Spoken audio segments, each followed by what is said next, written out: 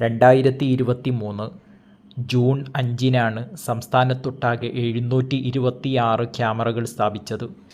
ആദ്യത്തെ 3 മാസം പദ്ധതി നടത്തിപ്പിനായി കെൽട്രോണിന് നൽകേണ്ടിയിരുന്നത് 11.75 കോടി രൂപയായിരുന്നു.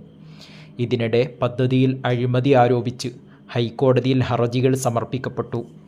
കരാറുകാർക്ക് പണം കൈമാറുന്നത് തടഞ്ഞ കോടതി കെൽട്രോണിന് 11.75 കോടി രൂപ നൽകാൻ അനുവാദം നൽകി. കെൽട്രോൺ പലതവണ ആവശ്യപ്പെട്ടിട്ടും സർക്കാർ പണം അനുവദിച്ചില്ല. തുക 23 കോടിയായി ഉയർന്നു. സാമ്പത്തിക പ്രതിസന്ധിയെ തുടർന്ന് കെൽട്രോൺ ചലാൻ അയക്കുന്നത് കുറച്ചു.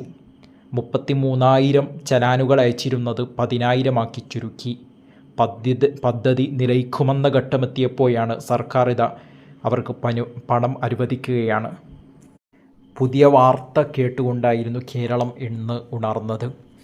റോഡ് ക്യാമറകൾ പ്രവർത്തിപ്പിക്കുന്ന കെൽട്രോണിന് നൽകാനുള്ള തുകയിൽ 9.39 കോടി രൂപ അനുവദിച്ച് സർക്കാർ ഉത്തരവായി. പദ്ധതി നടത്തിപ്പിനായി 23 കോടി രൂപയാണ് കെൽട്രോണിന് ഇതുവരെയായി ലഭിക്കാനുള്ളത്. തുക അനുവദിക്കാത്തതിനാൽ നിയമലംഘനങ്ങൾക്ക് ചലാനയക്കുന്ന പ്രവർത്തനങ്ങൾ തടസ്സപ്പെട്ടിരുന്നു. താൽക്കാലിക ജീവനക്കാരിൽ 50 പേരെ സാമ്പത്തിക പ്രതിസന്ധിയെ തുടർന്ന് ഒഴിവാക്കിയിരുന്നു. പണം ലഭിച്ചതോടെ ഇവരെ തിരിച്ചെടുക്കും. 20 ത്രൈമാസ ഗഡുക്കളായാണ് പണം നൽകേണ്ടത്. ഇതിൽ ആദ്യ ഗഡുവാണ് സർക്കാർ അനുവദിച്ചത്. കരാറ് പ്രകാരമുള്ള പണം സർക്കാരിൽ നിന്ന് ലഭിക്കാത്തതിനെ തുടർന്നായിരുന്നു കെൽട്രോൺ ഈ നടപടി സ്വീകരിച്ചത്. 3 മാസത്തെ കുടിശ്ശികയായി 11 കോടി രൂപയാണ് സർക്കാർ നൽകാനുണ്ടായിരുന്നത്. എന്നാൽ വിഷയം ധനമന്ത്രിയുമായി സംസാരിക്കുമെന്ന് ഗതാഗത വകുപ്പ് മന്ത്രി കെ.വി. ഗണേഷ് കുമാർ പറഞ്ഞു. കരാർ തുക നൽകിയില്ലെന്ന് കാണിച്ച് കെൽട്രോൺ സർക്കാരിന് നോട്ടീസ് അയച്ചിരുന്നു.